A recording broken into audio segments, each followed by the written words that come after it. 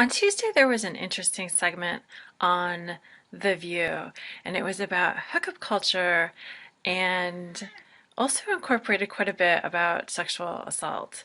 So I found this interesting because hookup culture is what my work is about.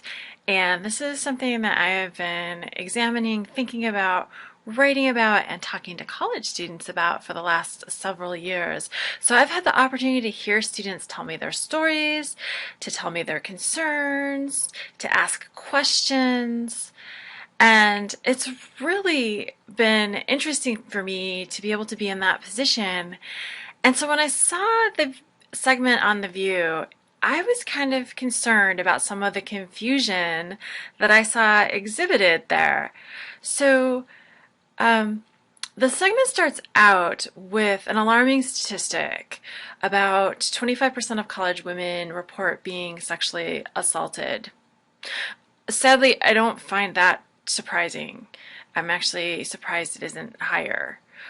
But what concerned me was that it was stated that this was just part of college hookup culture. And this is really problematic. So if we're going to say this is just part of college hookup culture, this has the problem of giving students the message that it's just something they need to accept. But it also creates the dangerous scenario of thinking that if we can just solve this problem about hookup culture, then we can solve the problem about sexual assault. And that is not how this is going to work. So during the segment, Whoopi Goldberg asked, when did hookups become synonymous with sexual assault? And the guest for the segment, Katie Van Sickle, who wrote an article about hookup culture for New York Magazine, did say that she doesn't think they're completely synonymous. And then she does go on to say that hookups are consensual. So I just wanted to emphasize that answer because I think it got brushed over a little bit.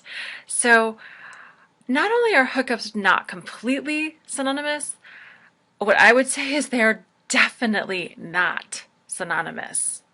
That by definition, as she said, hookups are consensual. So if it's not consensual, it's not a hookup. It's something else. It's assault. It's rape, but it's not a hookup. And clearly there's some confusion here. And so clearly if those of us who are a little older and out of college still have confusion about this, we can certainly expect the college students have some confusion too, because they're looking to us to help them understand it. So I think this is a pretty complicated issue and hard to look at all the aspects of it in such a short amount of time. There were some really good questions raised on the segment and a really good suggestion at the end that we need to create some space to allow college students to talk about this.